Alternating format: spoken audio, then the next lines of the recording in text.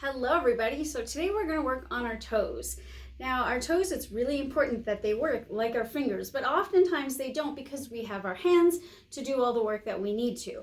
What happens over time as we grow up is we tend to be in socks and shoes, and this prevents our toes from spreading. So our toes should be nice and spread, and that creates wonderful balance in our bodies. Good strength in our feet leads to strength everywhere else. So how do you exercise your toes? Do you know if your toes even work the way they should? Let's find out.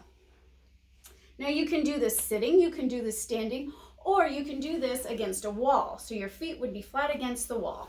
But for the sake of the video, I'm gonna do mine from here. First, can you lift your big toe?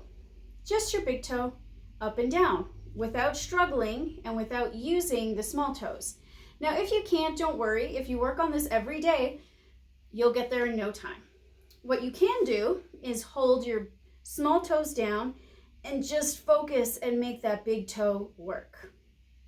What you can do if you're standing or against a wall is use your other foot to keep those other toes down so that you can just move your big toe.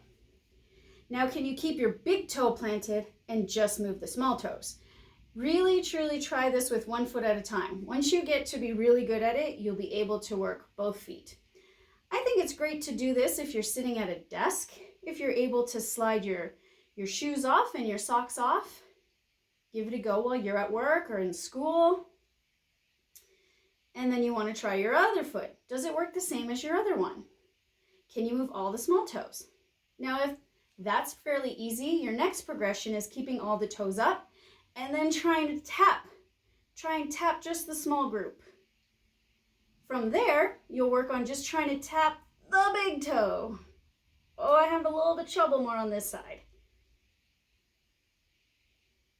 Try the other side. See how it goes.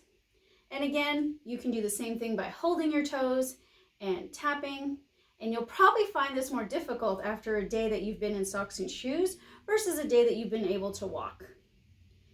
It's really important that your feet spread apart as often as possible. So if you can be barefoot at home, that's wonderful. If you have a nice backyard and front yard to walk in, to run in, certainly try and be barefoot as often as you can. But keep in mind, to be safe, you certainly don't need to be running down the street on the pavement in your bare feet.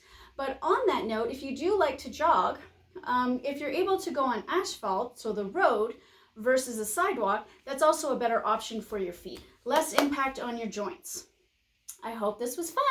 Move your toes, guys. Really important.